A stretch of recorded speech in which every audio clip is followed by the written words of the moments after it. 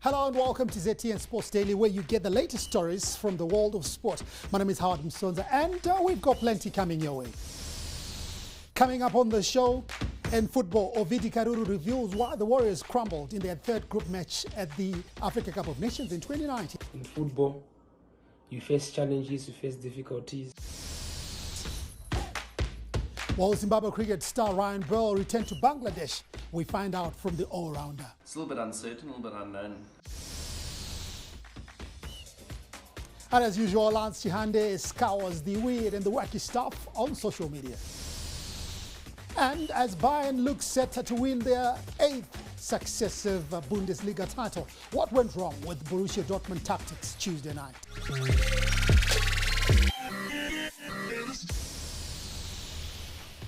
Well, first up, we talk cricket, and Chevron's all-rounder Ryan Bell has spoken about his future.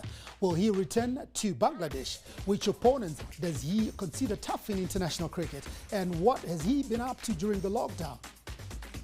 My routine during COVID-19 has been, I pretty much wake up in the morning, maybe help out with a few chores, and see if there's any DIY projects that we can do.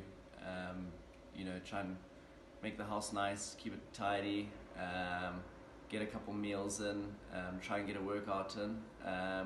At the moment I'm doing a little bit of rehab because I had an operation, so I'll do a bit of rehab on that during the day, and maybe play a few games or something, do an online quiz, and yeah, just try and keep myself as busy as possible. I think the latest in terms of my future is it's a little bit uncertain, a little bit unknown, as I'm sure everyone else is. We'll see when this whole COVID-19 blows over, and we can start returning back to international cricket. But until then, just cracking on with rehab, practice as much as we can when we're allowed to, and make sure we're ready when the time comes. I probably consider every single international team tough on the circuit. I mean, they wouldn't be international cricketers if they weren't good, so it's not like you feel that you're going to walk over anyone at any stage. But to pick one at the top, I'd probably have to say India or something, maybe, just in terms of their depth of talent that they've got. So I'd probably have to pick India. I think my most memorable moment is going to have to be just making my debut. Unfortunately for me, it came a year later than I would have liked it. I had 2 constructive surgeries, so it prolonged it a little bit more. So when the time came, it just meant that much more. So I reckon making my debut was the most memorable. Let's now move on to some boxing news, shall we? And ZTN Sport caught up with boxer Netsai Bondai, who says the lockdown has greatly affected her. The boxer also explains how her parents reacted to her choice of sport. Vanozvifarira kozi especially kana dad vangu vanofarira zvesport. Ndakatanga 2011 up to now chirongoita boxing, saka vanotozvifarira zvisingaiti.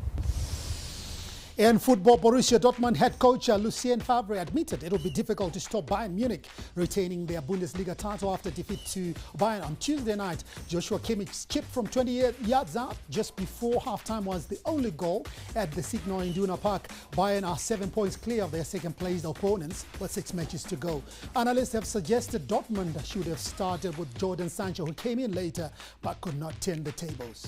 Still with football, but we come back to Zimbabwe. Herencho's women's star Wadzanai Mukura has not lost hope of a mighty Warriors call-up. Given that we are now playing for the Premier League for close to 4 years, I think it's high time that I also get the feel of the national team before I retire. Well, next up is Lance Chihande, who will be giving you the exciting stuff on sport from the internet. I'd like to encourage you guys to take the corona outbreak virus very seriously, to try by all means to abide by the rules and regulations that have been put forward by the World Health Organization, to try as much as possible to minimize contact with a lot of people, to try as much as possible, if you have any symptoms, to go to the nearest hospital, to report it to any doctors close to you. It is very important for us to take care of our family and friends to make sure that we minimize the outbreak of the virus.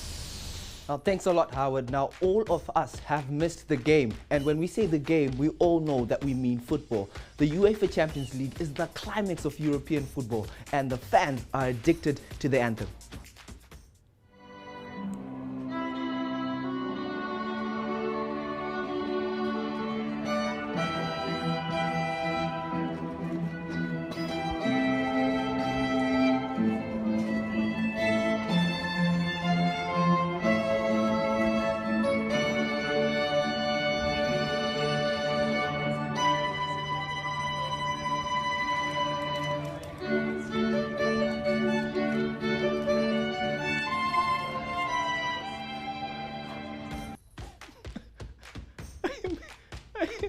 I miss football. It's so emotional how he manages to manipulate the UEFA Champions League anthem just like that.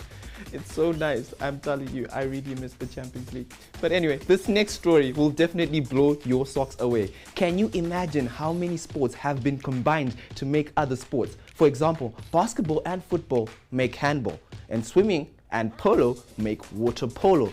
But what do you think of this?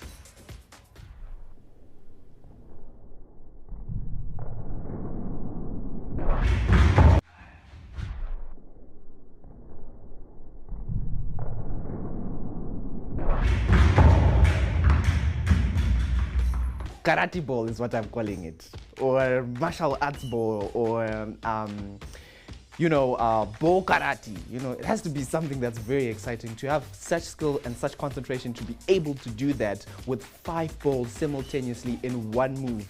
That was amazing. Now, in Germany, we have actually seen competitive football return to action with some quality games to boot. And it seems that the competitive juices are flowing off the pitch as well. The following Augsburg's 3-0 win over Schalke was one thing that was amazing over the weekend. But tweeting after the game, Augsburg rubbed the salt in, sharing an image of Schalke's badge with the number changed to reflect the scoreline.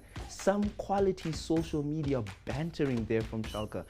Funny thing, Schalke is Schalke 04. Previously, they had been beaten by Borussia Dortmund 4-0. Then they come over to the weekend, they got slammed by Mainz 3-0. And now they manipulated and turned out to that, which is quite fascinating actually. Social media banter, which is something that is also trending in Zimbabwe. Now we move on. Ladies, this part is for you. A lot of players are back in training. We have been showing you how some of them look at the moment, but also most of them have been busy during lockdown, and they are truly shredded and showing it off on social media.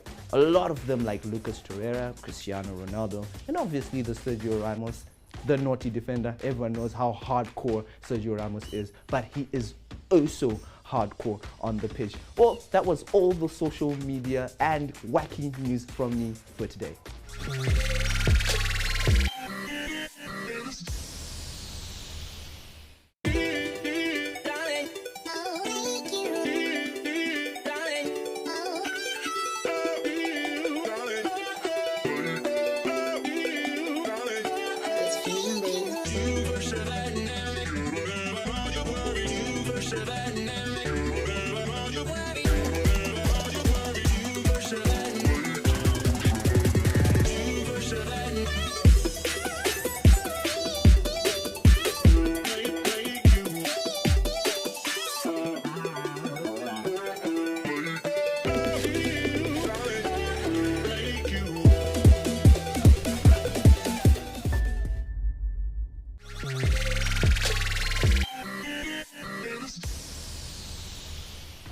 Thanks a lot, Lance. And now, back to football. Ovidi Karuru, one of the senior players for the Zimbabwe national men's football team, the Warriors, at the 2019 Africa Cup of Nations finals in Egypt, has explained why they crumbled in their last match against the Democratic Republic of Congo.